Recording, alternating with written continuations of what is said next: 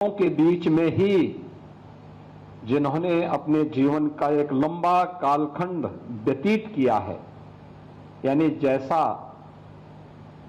नाम है वैसे ही काम भी है, तो स्वाभाविक रूप से वे उसके आधिकारिक वक्ता भी हैं और एक आधिकारिक वक्ता का वक्तव्य यहां पर कीनोट एड्रेस के रूप में आप सबको सुनने को मिला है।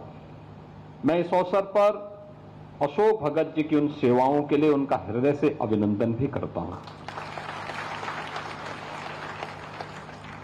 आप ही की तरह अखिल भारतीय विद्यार्थी परिषद के एक कार्यकर्ता के रूप में, एक संगठन मंत्री के रूप में, राष्ट्रीय स्वयंसेवक संघ के मार्गदर्शन में उन्होंने अपना जीवन जिया और फिर उन क्षेत्रों में जाकर के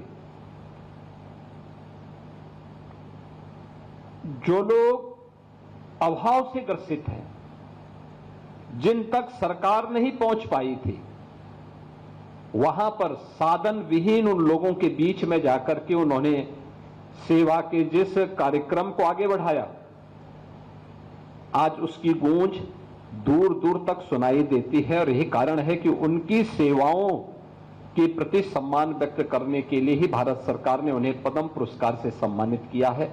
और आज इस राष्ट्रीय संगोष्ठी के मुख्य वक्ता के रूप में उन्होंने अपने प्रारंभिक उद्बोधन में महाविद्यालय परिवार को और आने वाली पीढ़ी के लिए एक नई प्रेरणा प्रदान की है। ये सचमुच महाविद्यालय परिवार के लिए एक उस विरासत को एक नई जीवनी देना है, एक जीवंतता देना है, जिस विरासत को भगवान बिरसा मुंडा ने, धरती आबाद बिरसा मुंडा ने भारतवासियों के लिए छोड़ा है। महाविद्यालय के पास अपने आप एक विरासत है। कृष्णमूर्ति फाउंडेशन इस महाविद्यालय के संचालन में अपनी भूमिका का निर्वहन करती है, यानी भारत की आध्यात्मिक विरासत। श्रीमती एनी बेसेंट भारत के स्वाधीनता आंदोलन की एक ऐसा नाम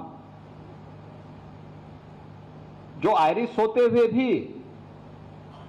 जिन्होंने भारत के अंदर भारत की मूल परंपरा को किसी भी भारतीय से बढ़कर के सम्मान दिया और सम्मान देकर के उसे आगे बढ़ाने में योगदान दिया।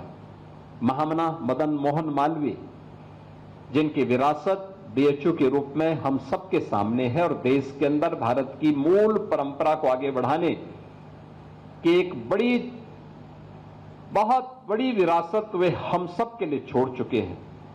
स्वाभाविक रूप से महाविद्यालय अपनी इस विरासत को आगे बढ़ाने का काम कर रहा है, अत्यंत अभिनंदनीय है। और मैंने देखा है कि जब मैं महाविद्यालय परिसर में आया हूं तो परिसर का वातावरण देख करके कहते हैं ना कि जो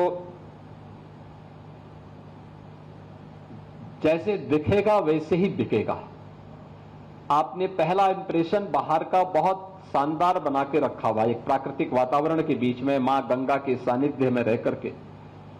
कितना आध्यात्मिक वातावरण महाविद्यालय परिवार का है। भारत की प्राचीन गुरुकुल की स्मृतियों को ताजा करता है। इन स्मृतियों को आगे बढ़ाते हुए इस राष्ट्रीय संगोष्ठी को का जो विषय भी रखा गया है कि बिरसा मुंडा की विरासत, जनजातीय गौरव, बिरसा मुंडा की विरासत, आदिवासी सशक्तिकरण और राष्ट्रीय आंदोलन के लिए उत्प्रेरक, यानी राष्ट्रीय आंदोलन के लिए। स्वाभाविक रूप से हम लोगों ने राष्ट्रीय आंदोलन का विषय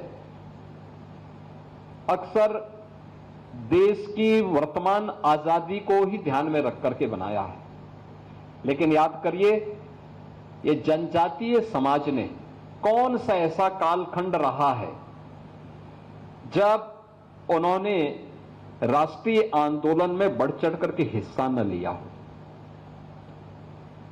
कौन सा ऐसा कालखंड रहा हो। मुझे लगता है जब भी इस देश के सामने भारत की सनातन धर्म के सामने कोई चुनौती आई है तो भारत का जनजातीय समाज अग्रिम पंक्ति में खड़े होकर के उसका मुकाबला करने के लिए खड़ा हुआ। अगर हम गिनाना शुरू कर देंगे, जब भगवान राम 14 वर्ष के वनवास के लिए गए, 12 वर्ष उनके कुशलतापूर्वक संपन्न हुए और अंतिम वर्ष में जब वह चित्रकूट से पंचवटी की तरफ, दंडकारण्य की तरफ जाते जाते पंचवटी तक पहुंच गए और माता सीता का अपहरण हो जाता है। उस समय भगवान राम के साथ न अयोध्या की सेना थी न जनकपुर की सेना थी, और सेना थी तो भारत की इस जनजातीय समुदाय से जुड़ी भी वही लोग अग्रिम पंक्ति में खड़े होकर के उस समय की सबसे बड़ी ताकत से लड़ रहे थे। और वह भी कहां, जो भारत की शेष भूमि से योजन दूर, कई सौ योजन दूर श्रीलंका के बीच में वो युद्ध लड़ा गया था।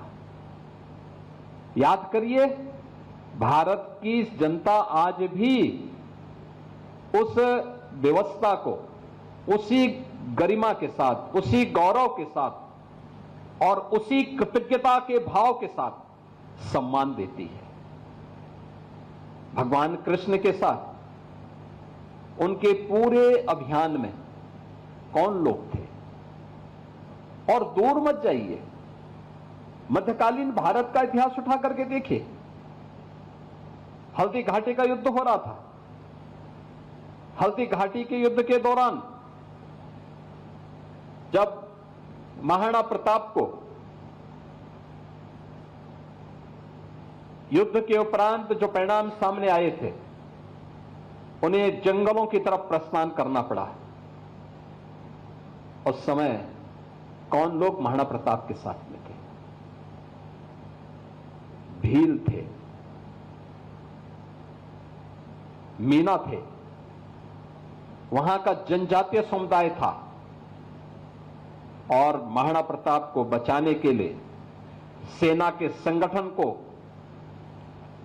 पुनर्जीवित करने के लिए इन सब ने वहां पर उनका योगदान दिया। और परिणाम क्या था कि कुछ वर्षों तक महाराणा प्रताप को अरावली की जंगलों में इधर उधर भटकना पड़ा था, लेकिन फिर से अपनी सेना इकट्ठी करके उन्होंने उस समय अकबर के द्वारा जीते गए सभी दुर्ग और किले वापस लेकर के फिर से भारत के गौरव की स्थापना करने का काम उस कालखंड में किया था। छत्रपति शिवाजी महाराज के साथ कौन लोग योगदान दे रहे थे?